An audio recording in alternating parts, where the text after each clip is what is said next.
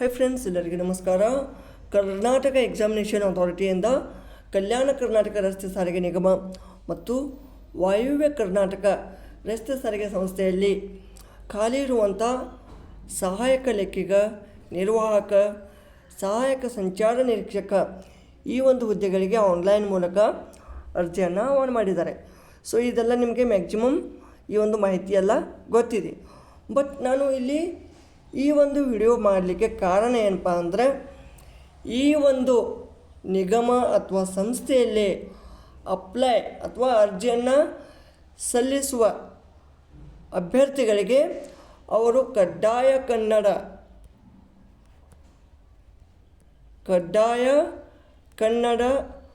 ಪರೀಕ್ಷೆಗೆ ಹಾಜರಾಗುವಂತಿಲ್ಲ.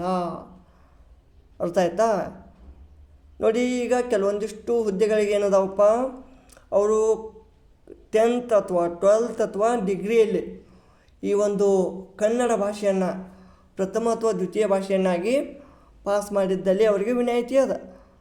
ಯಾರು ಪಾಸ್ ಮಾಡಿಲ್ಲ ಅವರಿಗೆ ಕಡ್ಡಾಯ ಕನ್ನಡ ಪರೀಕ್ಷೆಯನ್ನು ಪಾಸ್ ಮಾಡಬೇಕಂತ ಒಂದು ನಿಯಮ ಅದ. ಬಟ್ ಇವರಿಗೆ ಹಾಜರಾಗುವಂತಿಲ್ಲ ಅಂತ ನಮಗೆ ಒಂದು ಸೂಚನೆ ಇದೆ. ಅದು ಏಕೆ ಅಂತ ನೋಡೋಣ ಬನ್ನಿ. ಇಲ್ಲಿ ನೀವು ವೀಕ್ಷಿಸಬಹುದು, ವಾಯುವ್ಯ ಕರ್ನಾಟಕ ರಸ್ತೆ ಸಾರಿಗೆ ನಿಗಮ ಮತ್ತು ಕಲ್ಯಾಣ ಕರ್ನಾಟಕ ರಸ್ತೆ ಸಾರಿಗೆ ನಿಗಮದ ಹುದ್ದೆಗಳಿಗೆ, ಇವೆಲ್ಲ ಹುದ್ದೆಗಳಿಗೆ ಸಹಾಯಕ ಲೆಕ್ಕಿಗಾಗಲಿ, ನಿರ್ವಾಹಕ ಮತ್ತು ಸಹಾಯಕ ಸಂಚಾರ ನಿರೀಕ್ಷಕ ಈ ಒಂದು ಹುದ್ದೆಗಳಿಗೆ ಮಾತ್ರ ಅರ್ಜಿ ಸಲ್ಲಿಸಿದ ಅಭ್ಯರ್ಥಿಗಳು ಕಡ್ಡಾಯ ಕನ್ನಡ ಪರೀಕ್ಷೆಗೆ ಹಾಜರಾಗುವಂತಿಲ್ಲ.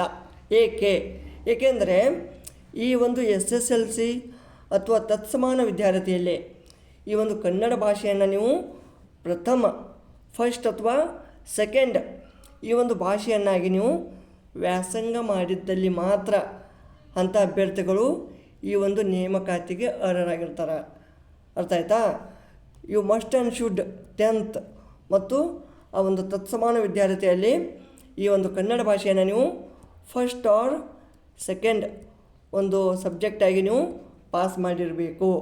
ಇಲ್ಲವಾದಲ್ಲಿ ಜಾರಿಯಲ್ಲಿರುವ ನಿಯಮಾವಳಿಯಂತೆ ಸಂಸ್ಥೆ ಅಂದರೆ ಈ ಒಂದು ಸಂಸ್ಥೆಗಳು ಈ ಒಂದು ಸಂಸ್ಥೆಗಳು ನಡೆಸುವ ಕನ್ನಡ ಭಾಷಾ ಪರೀಕ್ಷೆಯಲ್ಲಿ ಒಂದೇ ಅವಕಾಶದಲ್ಲಿ, ನೋಡಿ ಒಂದೇ ಅವಕಾಶ, ಹೆಚ್ಚಿಗಿಲ್ಲ, ಒಂದೇ ಒಂದು ಅವಕಾಶದಲ್ಲಿ ಉತ್ತೀರ್ಣರಾಗಬೇಕು. ಇಲ್ಲದಿದ್ದಲ್ಲಿ ಅವರ ಆಯ್ಕೆಯನ್ನು ರದ್ದುಗೊಳಿಸಲಾಗುವುದು. ಅರ್ಥ ಆಯ್ತಾ? ಸೊ ಇದಿಷ್ಟು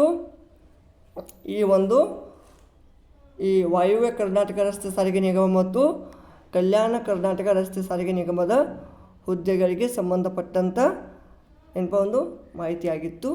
ಸೊ ಈ ಒಂದು ವಿಡಿಯೋ ಇಷ್ಟವಾದಲ್ಲಿ ಲೈಕ್ ಮಾಡಿ, ಕಮೆಂಟ್ ಮಾಡಿ ಹಾಗೂ ತಪ್ಪದೇ ಸಬ್ಸ್ಕ್ರೈಬ್ ಮಾಡಿಕೊಳ್ಳಿ. ಧನ್ಯವಾದಗಳು.